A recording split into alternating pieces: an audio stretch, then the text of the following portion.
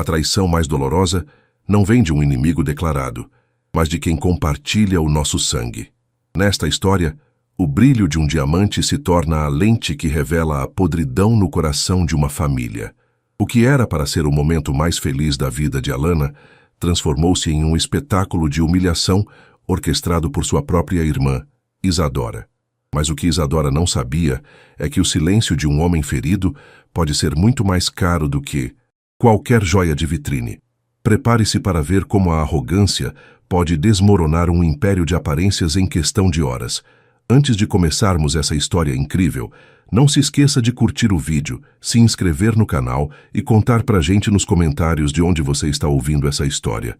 O ar de Itapema estava carregado com aquela umidade salgada que sempre precedia uma tempestade de verão. Eu sentia o suor frio colando a blusa, de seda nas minhas costas enquanto subíamos o elevador panorâmico do prédio de luxo onde minha mãe morava.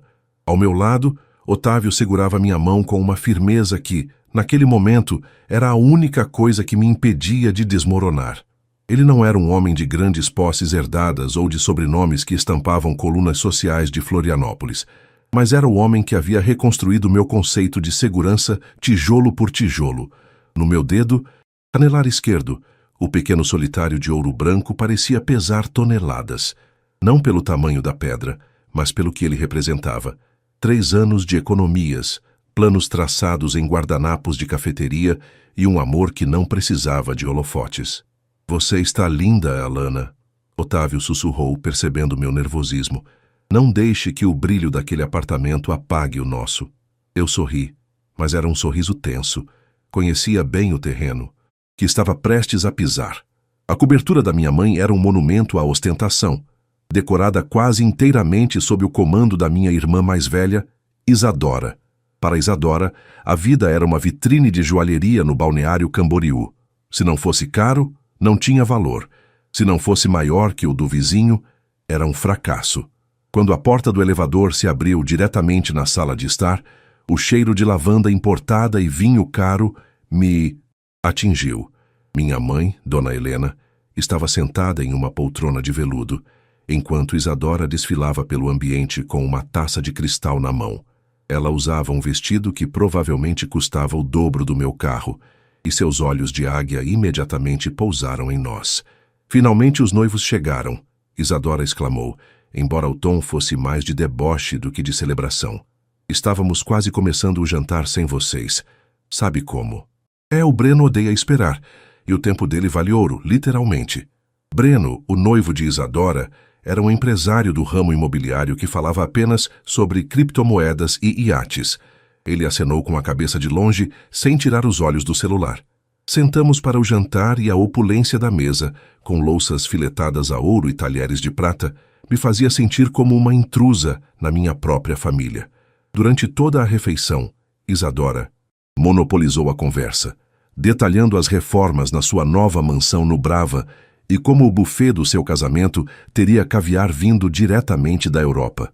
Eu esperava o momento certo para dar a notícia de forma oficial, embora elas já soubessem por cima. Tomei um gole de água, respirei fundo e olhei para Otávio. Mãe, Isadora, nós queríamos formalizar. O Otávio e eu vamos nos casar na primavera. Queremos algo simples, talvez na Serra Catarinense, algo íntimo. Houve um silêncio breve. Minha mãe sorriu de forma protocolar, mas Isadora largou o garfo com um estalo metálico que ecoou pela sala. Que fofo, Alana, mas antes de planejar a serra, deixa eu ver o que você ganhou, disse Isadora, estendendo a mão com as unhas perfeitamente feitas. Quero ver o símbolo desse compromisso eterno. Relutante, estendi a mão. Isadora agarrou meus dedos com uma força desnecessária e puxou minha mão para perto da luz do lustre de cristal.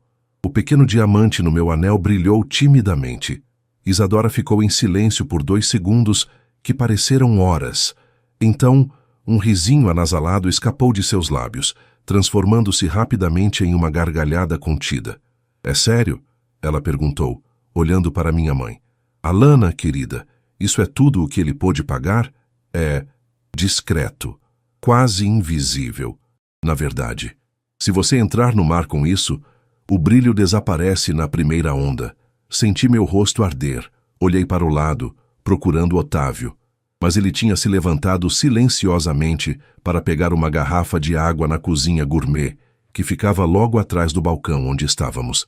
Ele estava ali, parado, a menos de 2 metros, ouvindo tudo através da divisória vazada de madeira. Isadora, por favor, tentei dizer, com a voz embargada. O tamanho da pedra não importa. Ah, não seja hipócrita, Isadora interrompeu, virando-se para Dona Helena. Mãe, mostre o meu para ela de novo. Só para ela ter uma referência do que é um investimento de verdade. O Breno gastou 4 meses de faturamento da empresa no meu. 4 meses?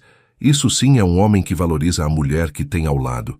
Ver esse anelzinho no seu dedo é quase um insulto à nossa família. Parece bijuteria de feirinha de artesanato. Minha mãe deu um sorriso constrangido, mas não me defendeu.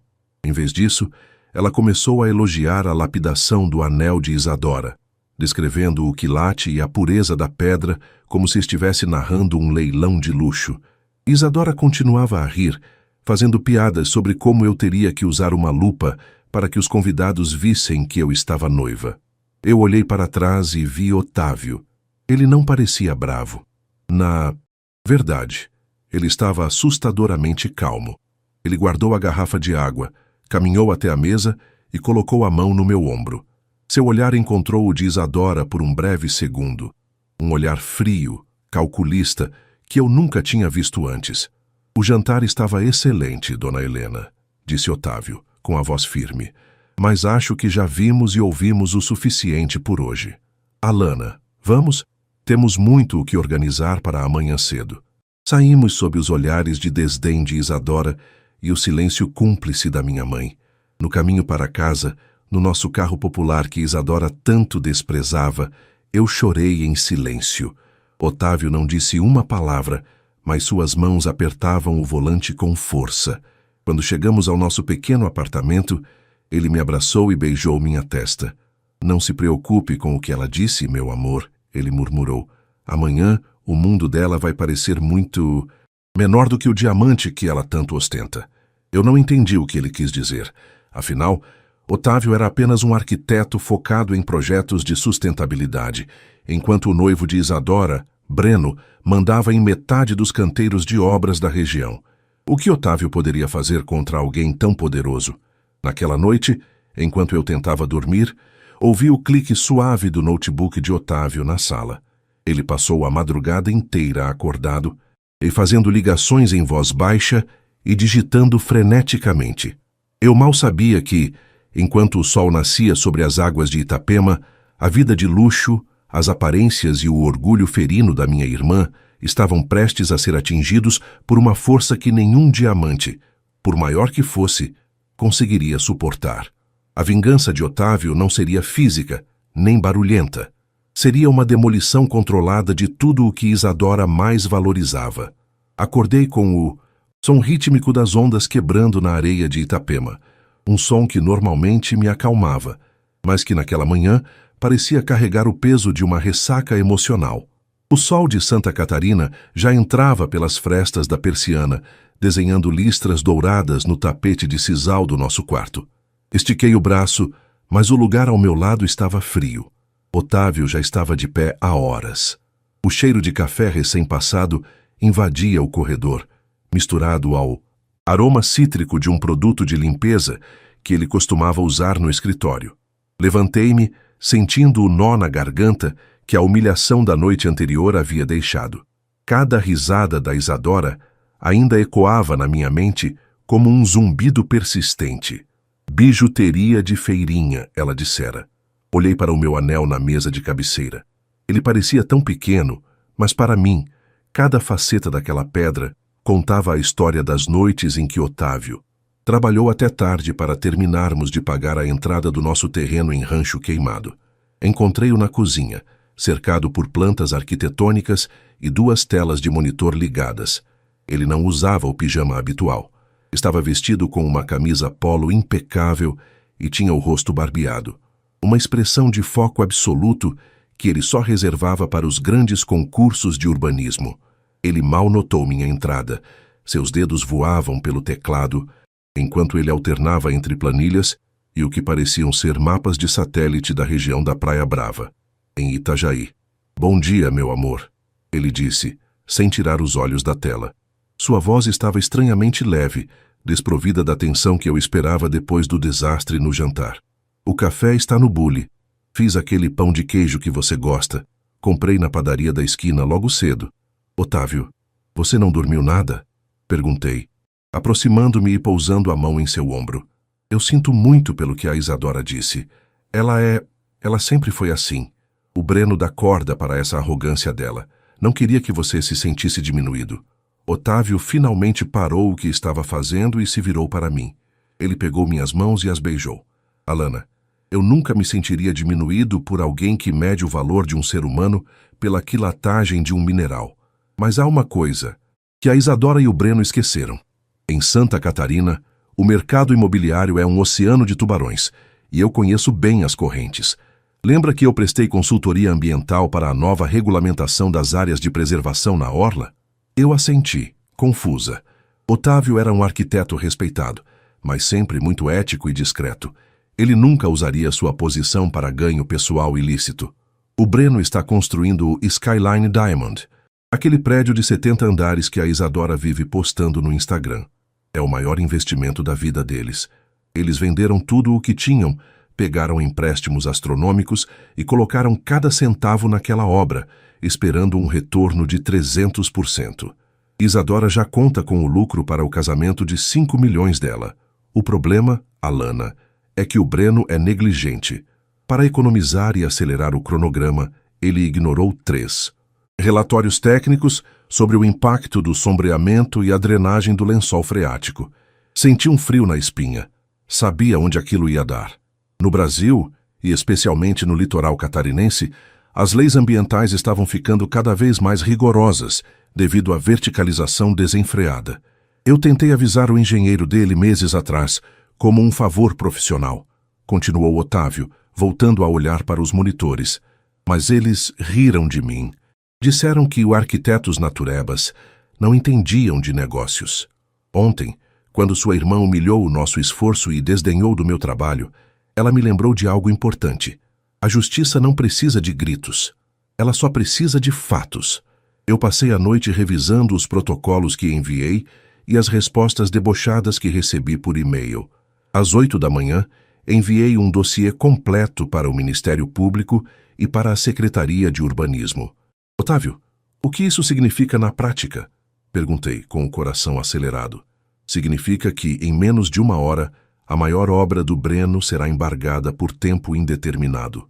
E como ele usou materiais de baixa qualidade que já apresentam fissuras estruturais na base, o seguro não vai cobrir a paralisação. O janelo de 4 meses de salário, que a Isadora tanto ostenta, provavelmente será a única coisa de valor que restará a ela para pagar as multas contratuais que virão." Eu fiquei sem fôlego. O silêncio da nossa cozinha era apenas interrompido pelo bip constante de notificações no celular do Otávio. Ele tinha razão. O mundo deles era feito de aparências. E ele acabara de puxar o tapete de veludo sob seus pés. Não demorou muito para o caos começar.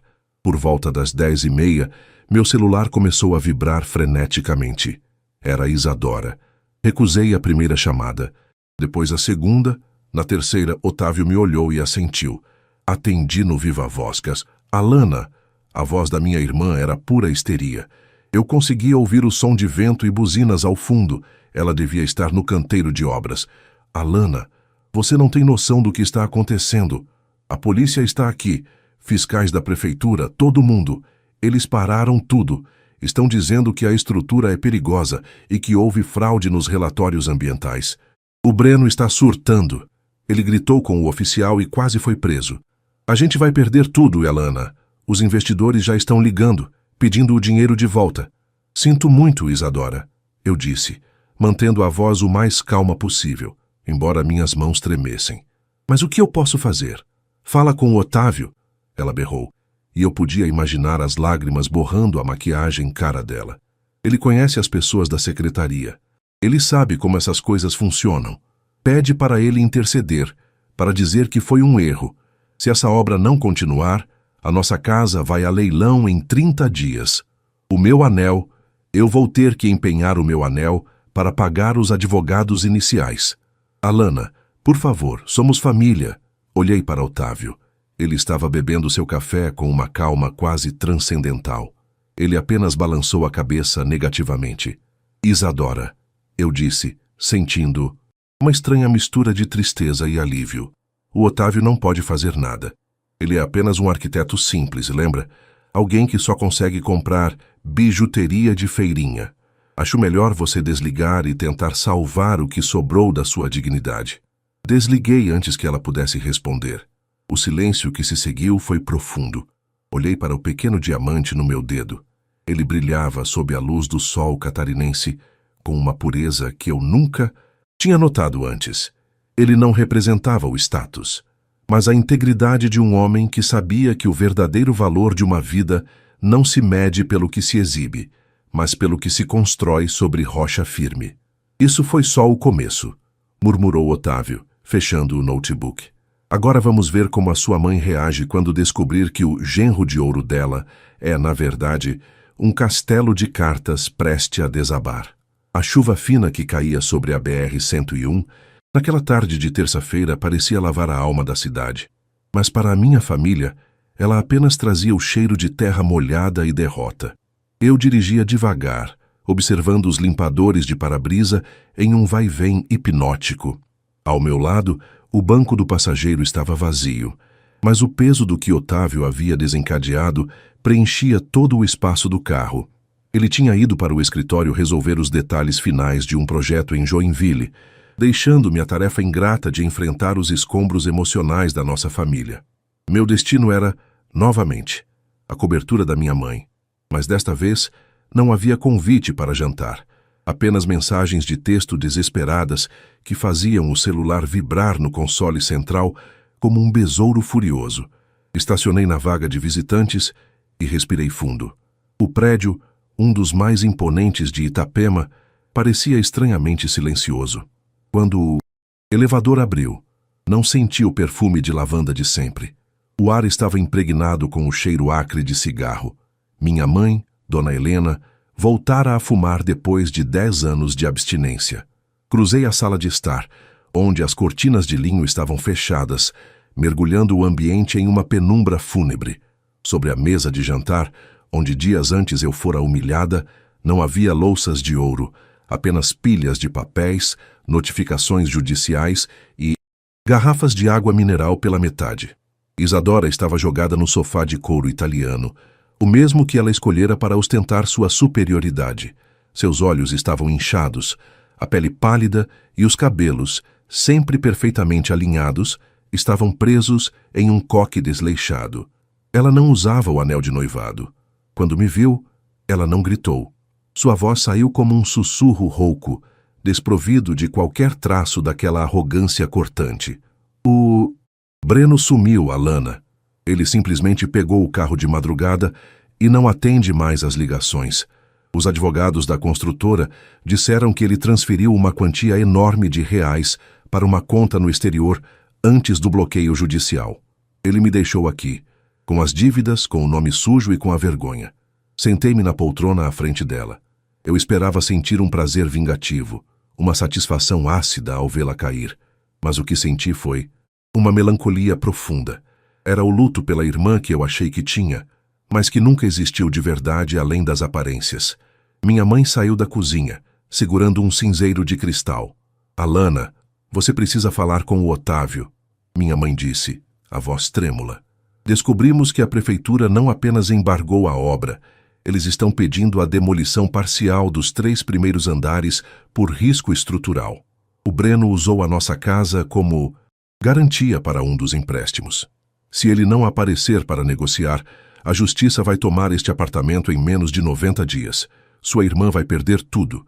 Eu vou perder a minha segurança. Peça para o seu noivo. Por favor, peça para ele retirar a denúncia. Para ele usar a influência dele e dizer que os cálculos estavam certos.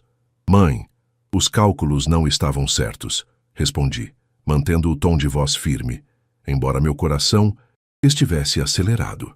O Otávio não inventou as rachaduras na base do prédio, nem o desvio do lençol freático. Ele apenas deu voz à verdade que o Breno tentou enterrar com dinheiro e suborno. Se ele retirasse a denúncia agora, ele estaria sendo cúmplice de uma tragédia anunciada. Vocês já imaginaram se aquele prédio caísse com centenas de famílias dentro? Isadora soltou uma risada amarga, que logo se transformou em um soluço seco. Famílias?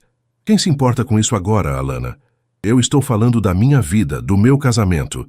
O buffet cancelou o contrato hoje cedo porque o pagamento da última parcela voltou por falta de fundos. Minhas amigas do clube estão comentando no grupo do WhatsApp, rindo pelas minhas costas, dizendo que eu fui enganada por um golpista de luxo.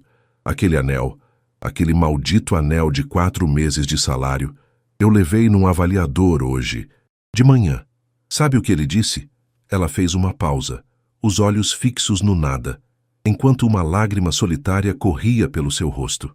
Ele disse que o diamante era sintético, uma imitação de alta qualidade, mas uma imitação. Vale menos do que o seu, Alana. Vale menos do que essa bijuteria de feirinha que eu tanto fiz questão de diminuir. O Breno nunca gastou 4 meses de faturamento comigo. Ele gastou o mínimo possível para manter a fachada enquanto usava o meu nome para assinar contratos fraudulentos. O silêncio que se seguiu foi pesado como chumbo. Olhei para a minha irmã e vi uma estranha. Alguém que construiu toda a sua identidade sobre um alicerce de areia movediça e agora estava afundando sem ter onde se segurar. A vingança de Otávio não fora contra a pessoa dela, mas contra a mentira em que ela vivia. Ele não precisou mover uma palha para destruir a Isadora. Ele apenas removeu o véu que cobria a podridão. "O que você vai fazer agora?" perguntei, de forma genuína. "Eu não sei", ela confessou, limpando o rosto com as mãos trêmulas. "Tenho ordens de despejo, processos trabalhistas dos operários que não receberam e uma dívida que eu não vou conseguir pagar nem em 3 encarnações. O Breno me destruiu, Alana. Ele me usou como o acessório mais caro dele e depois me descartou como lixo quando a conta chegou. Nesse momento, meu celular tocou. Era Otávio. Saí para a sacada para atender, sentindo o vento frio do mar bater no meu rosto. "Oi, meu amor", ele disse, com aquela voz que sempre me transmitia paz. "Como estão as coisas por aí?" Eu acabei de receber a confirmação. A auditoria independente confirmou todas as nossas suspeitas. O prédio será condenado. E tem mais. A Polícia Civil emitiu um mandado de busca contra o Breno. Eles acharam indícios de lavagem de dinheiro em um dos terrenos dele, no norte da ilha. "Ele fugiu, Otávio", eu disse, olhando para as luzes da cidade começando a se acender. "Ele deixou a Isadora com todo o prejuízo. Eu imaginei que ele faria isso. Homens como ele não têm raízes, apenas interesses. Mas escute, Alana, eu não fiz isso só por vingança. Eu fiz porque a impunidade deles estava sufocando o nosso futuro. Agora, é com o que eu recebi de bonificação pela consultoria técnica que o Ministério Público me pediu para liderar nesse caso. Nós vamos poder comprar aquele terreno na Serra Catarinense à vista, sem dívidas, sem mentiras." Desliguei o telefone e olhei para dentro da sala. Vi minha mãe tentando consolar Isadora, mas o gesto parecia vazio. Elas ainda estavam presas ao passado, ao status perdido, enquanto eu finalmente via o caminho livre para meu futuro. Eu sabia que o próximo passo seria o mais difícil. Decidir se eu ajudaria Isadora a se levantar do chão ou se deixaria que ela aprendesse, sozinha, que o brilho que realmente importa é aquele que vem de dentro, e não o que se compra em parcelas de luxo com dinheiro sujo. Voltei para a sala, peguei minha bolsa e caminhei até a porta. Antes de sair, olhei para Isadora uma última vez. "Se você quiser recomeçar, Isadora, do 0 sem as bolsas de marca e sem os jantares caros, você sabe onde eu moro. Mas se for para continuar chorando pela vida de rainha, que nunca foi sua, por favor, não me procure." Fechei a porta atrás de mim, ouvindo apenas o som dos meus próprios passos no corredor de mármore. O capítulo 3 daquela história terminava ali, com o castelo de cartas totalmente no chão, e o sol se pondo sobre uma Itapema que, para mim, nunca pareceu tão real. 6 meses se passaram desde que o castelo de vidro de Isadora estilhaçou-se contra o asfalto quente de Itapema. O tempo em Santa Catarina tem essa dualidade. No litoral, os dias passam em um frenesi de turistas e obras que parecem tocar o céu. Mas aqui, na região de Rancho Queimado, o tempo parece curar as feridas no ritmo do crescimento das araucárias. O ar da serra estava gelado naquela manhã, um prenúncio de que a geada logo cobriria os campos com seu manto branco. Eu estava na varanda da nossa casa de madeira, segurando uma caneca de cerâmica com café quente, sentindo o vapor umedecer meu rosto. O silêncio era interrompido apenas pelo canto de um gralha azul e pelo som rítmico do martelo de Otávio, que terminava de ajustar a cerca do nosso pequeno pomar. A vida de Isadora, como havíamos previsto, tornou-se um pesadelo burocrático e jurídico. Breno foi capturado pela Polícia Federal tentando atravessar a fronteira com o Paraguai, carregando 2 maletas de dinheiro vivo e passaportes falsos. Ele não hesitou em tentar incriminar minha irmã para reduzir sua própria pena, alegando que ela era a mentora intelectual da lavagem de dinheiro. Isadora passou semanas prestando depoimentos, vendo seu rosto estampado nas manchetes dos jornais locais como a Dama de Vidro do Litoral. A cobertura da Tuesday. Minha mãe foi a leilão para pagar as indenizações dos operários feridos na interdição do prédio Skyline Diamond. Hoje, as 2 moram em um pequeno apartamento alugado no centro de Florianópolis, um lugar que Isadora, em seus tempos áureos, chamaria de cubículo para gente sem perspectiva. Minha mãe me ligara na noite anterior. Sua voz, antes tão cheia de juízos de valor sobre marcas e etiquetas, agora soava frágil e contida. Alana, a Isadora conseguiu um emprego, ela disse, com uma mistura de orgulho e tristeza. É como recepcionista em uma clínica odontológica na Trindade. Ela chora toda noite por causa das mãos. Diz que nunca imaginou que teria que trabalhar 8 horas por dia atrás de um balcão. Mas é o que temos, filha. O advogado disse que, se ela mantiver a conduta, talvez não precise enfrentar processos criminais diretos. Eu não senti prazer com aquela notícia. Senti apenas uma aceitação pesada. A vingança de Otávio não fora um ato de maldade, mas um realinhamento da realidade. Ele apenas devolveu a Isadora a vida que ela tentava esconder sob camadas de joias falsas e arrogância. Otávio subiu os degraus da varanda, limpando o suor da testa com as costas da mão. Ele se aproximou e me abraçou por trás, apoiando o queixo no meu ombro. Seu cheiro era uma mistura de pinho, terra e o perfume cítrico que eu tanto amava. Está pronta para o nosso dia? Ele perguntou, sua voz vibrando contra o meu pescoço. Mais do que pronta, respondi, virando-me para beijá-lo. Hoje era o dia do nosso casamento. Não haveria caviar, nem lustres de cristal de 5 metros, nem fotógrafos de revistas de celebridades. O seu palco era o nosso próprio terreno, sob a sombra de uma araucária centenária. O buffet era composto por comidas típicas da nossa região, pinhão cozido, queijos artesanais da serra e vinhos de uma vinícola familiar vizinha. Meus convidados eram poucos, mas eram pessoas cujas mãos eu poderia segurar, sabendo que havia verdade nelas. Minha irmã e minha mãe chegaram por volta das 11 da manhã. Isadora desceu de um carro de aplicativo, usando um vestido simples de algodão que ela provavelmente comprara em uma loja de departamento comum. Ela não tinha mais aquela aura de intocabilidade. Quando seus olhos encontraram os meus, vi algo que nunca achei que veria nela. Humildade. Ela caminhou até mim. Seus passos lentos sobre a grama úmida. Você está linda, Alana, ela disse, e pela primeira vez na vida, a voz dela não carregava nenhum tom de sarcasmo. De verdade. Ela olhou ao redor, observando a simplicidade elegante da nossa recepção. As flores do campo colhidas naquela manhã, decorando as mesas de madeira rústica. Depois, seus olhos baixaram para a minha mão esquerda.